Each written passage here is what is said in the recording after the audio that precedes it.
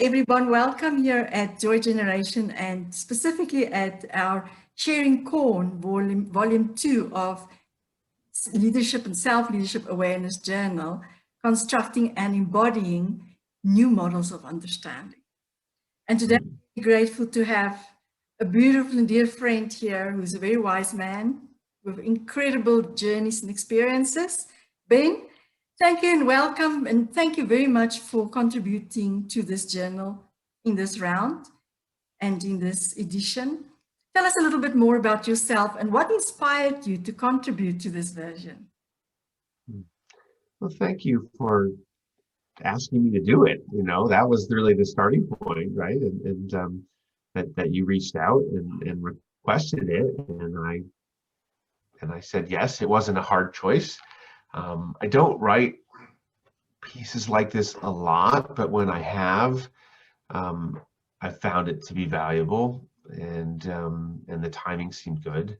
And really, like so much of my work, it's about relationships. And so the fact that you and I have connected, and that you've taken such an interest in the Now What gathering and been a central part of it, for some time, made it a very sort of easy yes for me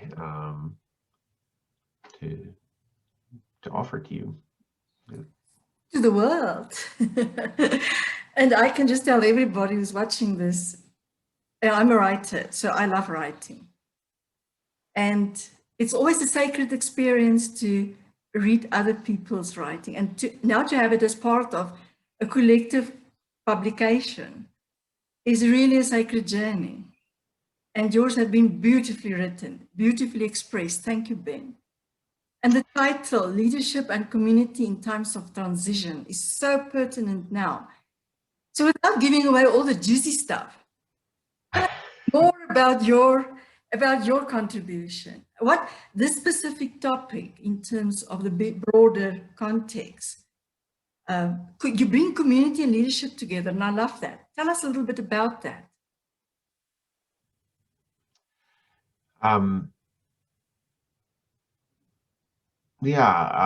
Without giving away too much in the piece, I mean, I cite two quotes that kind of get to the essence of it that I do cite there. One from Thich Nhat Hanh, who says it may be that the next Buddha is a sangha, is a community of practice rather than a single person. And I think I don't quote this in the piece, but somebody, maybe this is there have been many things since I wrote it a couple of weeks ago. These ideas keep popping up in kind of remarkably specific ways, including somebody I saw who kind of wrote the same piece. It was really bizarre. Like a day or two later, Brian Stout is his name, and we're going to talk later this week. So I'm really curious to compare notes. I kind of sort of know him. I know we've been in some parallel circles, but anyway, somebody shared a piece about or just read this idea that the 20th century was the century of the individual, and the 21st century is the century of the community or the group. So that kind of echoes Thich Nhat Hanh. And then the other quote that I do use in the piece is from Peter Block's book, Community, the Structure of Belonging. This little guide that I keep around, and it's very well thumbed, that leadership is convening. Leadership is convening. And that's particularly, again, in this context that he writes about, that the kind of change that we need now, the shifts that we need in the world require, are centered at the communal scale. That a lot of it, for example, in very practical ways, is about reclaiming our local control of food and water, and the decisions that affect our communities, and of reweaving relationships with our neighbors. But even at a larger level, not just looking at physical communities, the idea of the complexity of the world and how we navigate that and how we make sense of that, or what we're yearning for, what's most missing in this world today, is this sense of belonging, of connection. So Block says leadership is convening. He's talking about, if we want a future distinct from the past, we can't just do our own work on a mountaintop. He did a lot of that too. He worked very closely with Werner Erhard in the days of Est. and came to realize, no, there's all kinds of work that just you can't do on your own, as well as work out in the world that you can't do unless you're part of a group, and not one that's modeled on patriarchy and command and control, but where people are choosing, what to do and how to be, and what to take on, and holding themselves accountable because they care. And you used two words then. I just want to mention that suddenly outside there's a lot of birds chirping. It's as if they hear your words about community and conversation. You speak about Peter Bloch's book. Birds know community well, don't they? Yes. Most of them, not all, but. And what I really love about that is also related to, if we look at if we look at masculine and feminine leadership, masculine going out there, like you say, in the 20th century, we had to go out and direct and lead people somewhere. And now it's really the feminine type of leadership, whether we male or female, bringing people together. So it's beautiful how, we just evolve into these phases.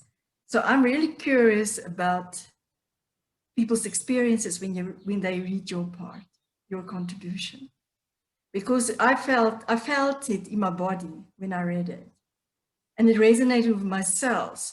Like we have all these trillions of cells, and each have a different function, but yet they work together in perfect harmony, and that's community. So thank you, Ben. We're really looking forward to the launch on the 5th of March, which is World Book Day, when the book will be, journal will be available on Amazon Kindle and also on our Joy Generation website. And I really would like to tell people that I've had a great experience when I first put my eyes on Ben's contribution. And I know in my heart that you will all, because we're talking about hard stuff, community is hard stuff. And that way we can't falter, and even the birds agreed. So thank you very much, Ben, and for joining us in this short video to spread the word about the journal itself, but also specifically about your contribution. Thank you. Well, again, thank you for asking. It was a pleasure to write, and has catalyzed all kinds of nice things as a result. It was a gift to me that you asked. Thank you. And that's a gift to the world too. Thank you very much, Ben. Bye-bye.